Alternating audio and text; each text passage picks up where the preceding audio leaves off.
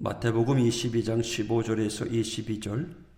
이에 바리새인들이 가서 어떻게 하면 예수를 말의 올무에 걸리게 할까 상의하고 자기 제자들을 헤롯 당원들과 함께 예수께 보내어 말하되, 선생님이여, 우리가 아노니 당신은 참되시고 진리로 하나님의 도를 가르치시며 아무도 거리끼는 일이 없으시니 이는 사람을 외모로 보지 아니하심이니이다. 그러면 당신의 생각에는 어떠한지 우리에게 이르소서. 가이사에게 세금을 바치는 것이 옳으니이까 옳지 아니하니이까 하니, 예수께서 그들의 악함을 아시고 이르시되, 외식하는 자들아, 어찌하여 나를 시험하느냐? 세금 낼 돈을 내게 보이라 하시니 데나리온 하나를 가져왔거늘 예수께서 말씀하시되, 이 형상과 이 글이 누구의 것이냐? 이르시되, 가이사의 것이니이다. 이에 이르시되, 그런즉 가이사의 것은 가이사에게, 하나님의 것은 하나님께 바치라 하시니, 그들이 이 말씀을 듣고 놀랍게 여겨 예수를 떠나가니라. 아멘.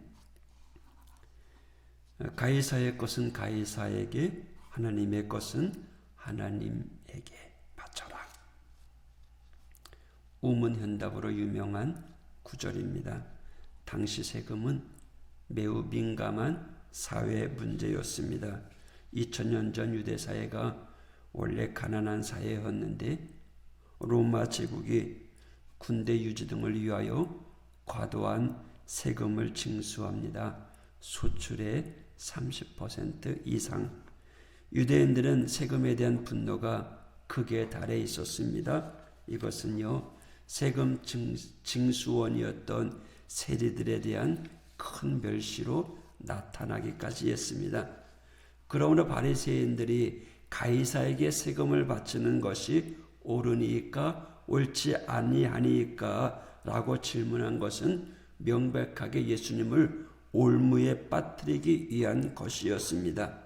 그것도요, 단순히 논리학적으로 함정에 빠뜨리는 것이 아니라 유대인들이 가장 극도로 분노하고 있는 뜨거운 감자를 들고 나온 겁니다. 이 문제에 대해 예수님이 대답을 까딱 잘못하면 유대인들에게 폭동이 일어날 테이고, 그렇다고 세금 바칠 필요가 없다라고 한다면 로마 당국에 고소될 입장이었습니다. 지금 예수님이 양자 간의 선택을 강요받으신 것처럼 비슷하게 오늘 우리가 사는 이 세상도 둘 중에 하나를 선택하라고 강요하고, 내가 어느 것을 선택하든지 상대편에게 약점을 잡히게 되는 그러한 일들이 우리 주변에는 비일비재하게 있습니다. 마치 우리가 사는 이 세상은 좌우로 나누어져 있는 것 같아 보입니다. 흑백 논리라고 하죠. 정치 사회적으로 진보 좌파가 있는가 하면 보수 우파가 있습니다.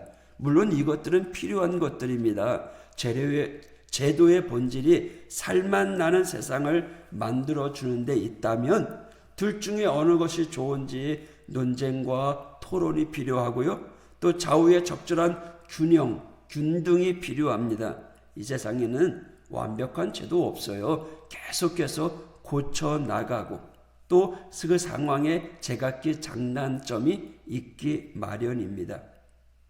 교육의 분야에서도 그렇죠. 학교에서는 단체를 중시하다 보니까 교복을 입히자라고 하는 의견이 있는가 하면 개인의 의견을 존중해야 된다 해서 사복, 자율복을 입히자라고 하는 주장도 있습니다. 지금은 많이 자유로워졌죠. 남녀공학이 허용되지 않았던 때가 있었습니다. 남학생들은 남학생들끼리, 여학생은 여학생들끼리 있어야 할 때가 있었습니다. 두 발을 자유화해야 되느냐, 어느 선까지 제한해야 되느냐, 대학을 들어가는 방법도 정시, 수시, 수능, 학력고사 여러 가지 방법이 있습니다. 이런 것들을 살펴보면 제각기 장단점이 있습니다.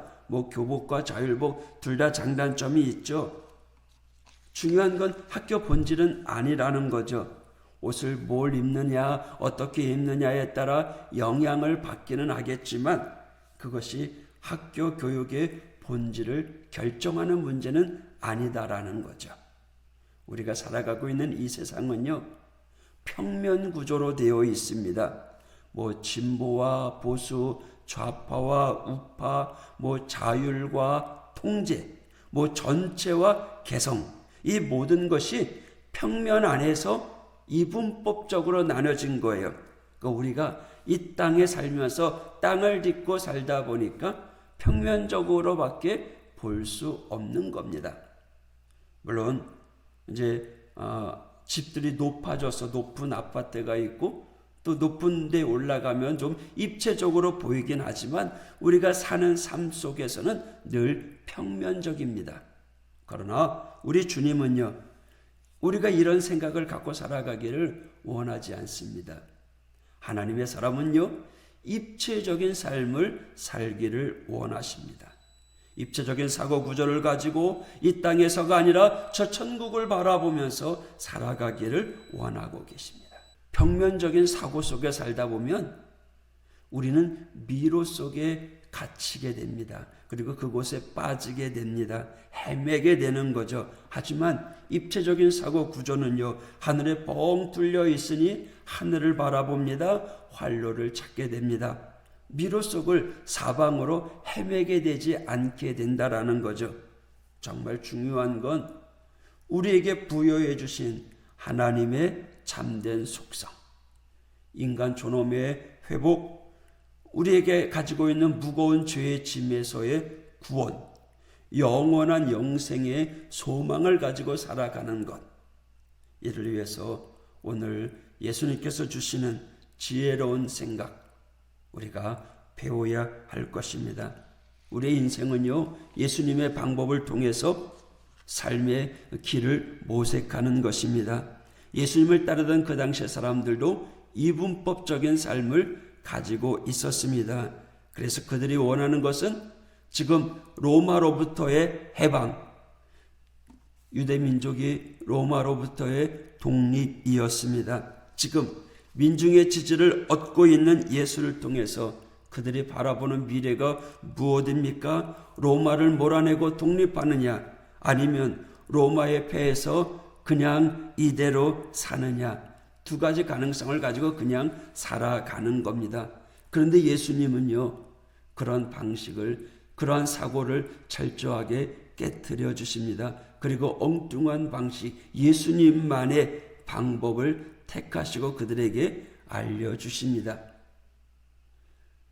로마를 물리치고 이 유대로서 독립을 하느냐, 아니면 그냥 묻혀 사느냐가 아니라 예수님은 예수님만의 방법을 보여주셨습니다.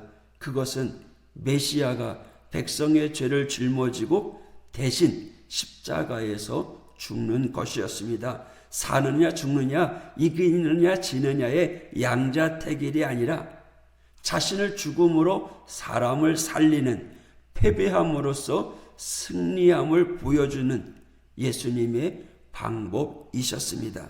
만약에 예수님께서 이기거나 지는 방법을 선택하셨다면 그렇게 어렵지 않았을 거예요. 당시 천사 군대들을 동원해서 당신의 대적자들을 단번에 처리할 수도 있었을 것입니다.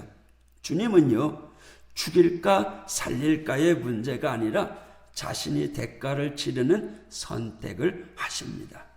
그러니 우리도 그런 방법을 선택해야 됩니다. 세상에는 길이 막혀 있는 것 같이 보일지는 몰라도요, 우리가 깨닫지 못하는 주님의 방법이 있는 줄 믿습니다.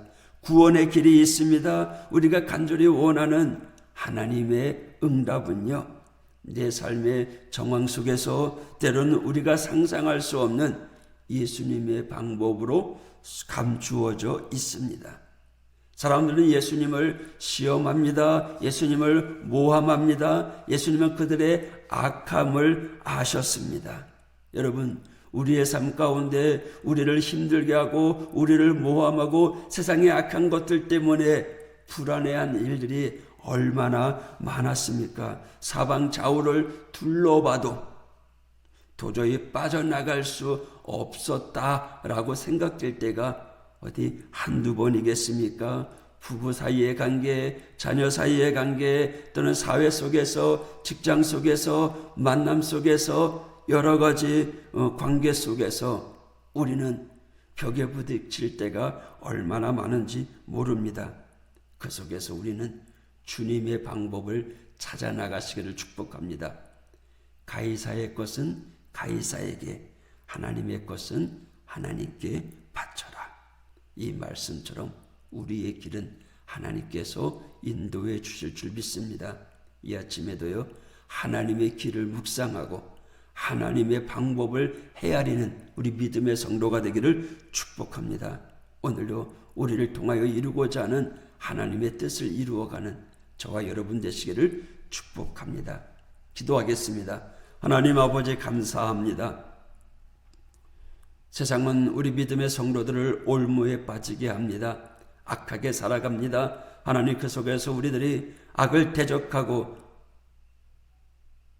넘어지는 것이 아니라 정말 주님처럼 먼저 낮아지고 희생하고 섬김의 길을 가며 오직 하나님만 의지하는 믿음의 성도들 되게 하여 주옵소서. 저희들에게 지혜를 허락하여 주옵소서. 주님이 주시는 지혜를 가지고 세상을 이겨나갈 수 있도록 하나님 오늘도 동행하여 주시옵소서.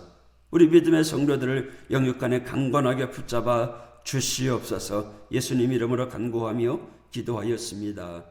아멘.